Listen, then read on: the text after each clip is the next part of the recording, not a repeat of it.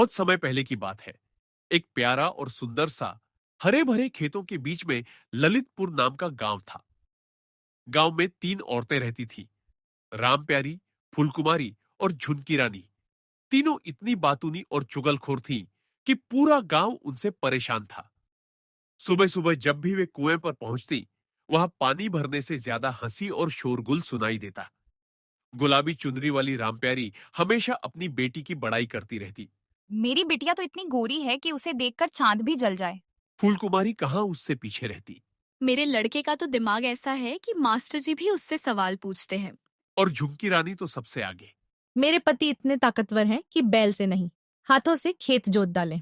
तीनों अपनी अपनी बड़ाई कर करके ऐसे खिलखिलाती जैसे कोई मेला लगा हो। लेकिन असली मजा तो उनकी चुगलियों में था।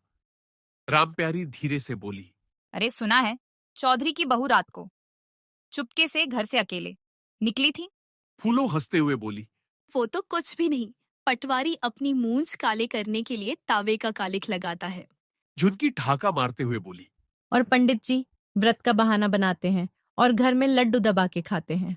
तीनों हंस हंसकर इतनी जोर से शोर मचाने लगी कि उनकी बाल्टी पानी में गिर गई। धीरे धीरे उनकी बातें पूरे गांव में फैलने लगी। वे लोग जिसके बारे में चुगली करती, वही लोग अगले दिन सामने आकर चौधरी से शिकायत करते। एक दिन चौधरी गरज कर बोला, कुएं पर पानी भरने आती हो या आग लगाने? अब अगर चुगली की तो कुएं पे कदम रखना मना कर दूंगा। गांव की पंचायत बुलाई गई। सरपंच ने डांट कर कहा, कुएं पर पानी चाहिए तो बातें बिल्कुल नहीं।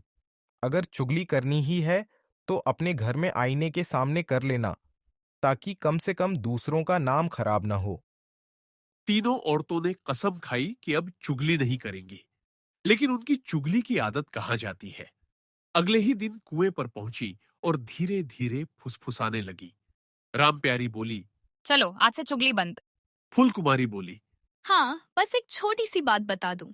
झुनकी रानी हंसते हुए बोली, अरे सुनती हो, सरपंच की मूंछ में सफेदी आ गई है। ये बात किसी को मत बताना।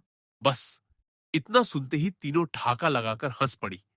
कुआं पानी से नहीं, उनकी हंसी से गूंज उठा। इस कहानी से हमें यह सीख मिलती है कि हमें कभी किसी की चुगली और बुराई नहीं करनी चाहिए।